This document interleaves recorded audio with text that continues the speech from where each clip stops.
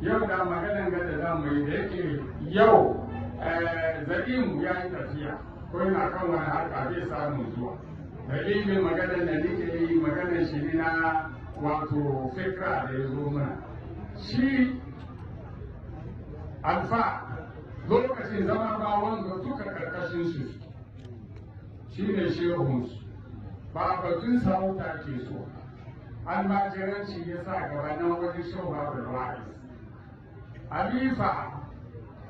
da shafa ali wani malami ya zo sai a ajiye shi ya marwa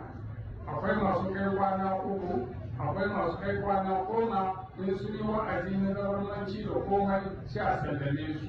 to a cikin haka halifa cikin halifa shehu ahmadu kabiru don gwada irin tabi'an shi ya ce yana daga cikin waɗanda alfa suka neme shi ya kafa musu tafsiri nan gida kofin gida guda gidan alfa Allahu akbar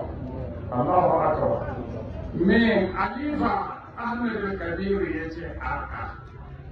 bai kai yayi tafsiri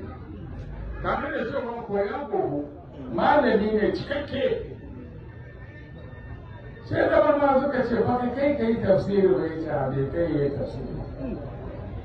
da shi alifa ya dariya ya ce ku kyale shi ni na sani suka nemi dalili suka ce tun da malamin shi kenan yana tafsiri sai shi kuma yanzu yana tafsiri wani ne malamin shi shawara jaruna lokacin shawara jaruna ke shi kuma ke jami'ai ko a masallacin Boston muna kana duka unguwa da dare ana zuwa ya ce a baje yi wannan ran da ya yi tafsiri sai dai in ba malami kuma haka aka yi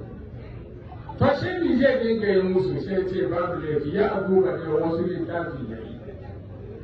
to da duratun nasihina ko ba ba da duratun nasihina yake wa'azi cikin azumi turatun nasi na mana iya suna sha kasan lokacin batun zabarmawa ne in mun je gwamnati mun je shi ke sha mu duka mu tashi nan tashi kuma mu rokuma da mu kawo shi nan gida to kaga magana ma da abunan nan natijan shi ke da malam ya zo yana tafsiri ne kuka gani alaga mu da kabiru da ya biyayya bus stop ne aka gani ka gani ko ya zo ya kai Allahu akbar ya zo muna bi unguwan ga samarunan unguwan da suka sa littafi wurin shi ra'isu samarunan unguwan ka yana daga cikin su sarkin musangawa su alhaji yakubu abbas no abbas duka sukan zo nan wurin mala amma da dare ake karatu da shi mu kuma da yake unguwa nan shi mu ce in suka kare nasu sai ni da malami ya so kuma mu ka gani ko to har dai abin ya kai matuka kowa kuma ya abin nan to sai zama mu a lokacin muna zuwa wadaniya wurin usar kamil ya ce kuna zuwa wurin halifa ne muka ce kwarai sai to kun gyara abin da halifa usar kamil ya gaya mai mun je mun yi sai ce ku bi shi zamanin shi ya ce yana da hausan fasaran karatu sosai in ji haɗu usar kamil kwarai kuwa ya ce shi don kan shi ne wani hausa halifa kabiru sai ya ce halifa wata rana ka ce kaza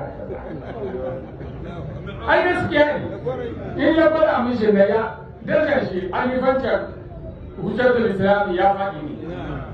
to abin da yau muke ciki ke in baka san abu ba ka ce a gwada ma sai kana gani yadda sunan ka ya kan ka je wurin wani kuma to shi ya kawo wanka yanzu wa'azi duka a gashi nan ne barkatai to kaga abin da ya kawo wannan ke Allah ya saka musu da alheri alifa Allah ya saka musu da alheri ya zo ya kafa wannan maulidi shi ya kafa shi ko ba ka ba shi ya kafa shi ya tattara mu zo muka zo ko lokacin ma kofin gidan daidan godan nan kofin ita ya na hasara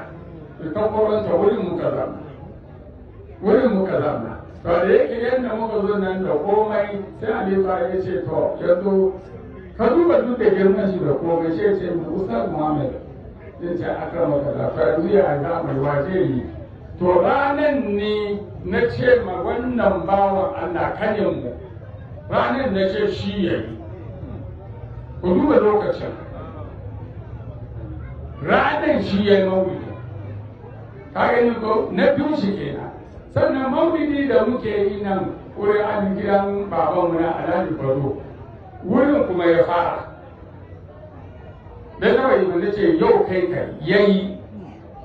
da yayi ni ya katar da ni ma abin da ya faɗi ni ban taɓa faɗi ai gaskiya ne to yau ku je inda ya kai ya ba za mu saduwa ba da isa Alifa Kabiru Allah ya saka mai Allah ya saka mai ya bar baya ga yara yau sun dauki suna yi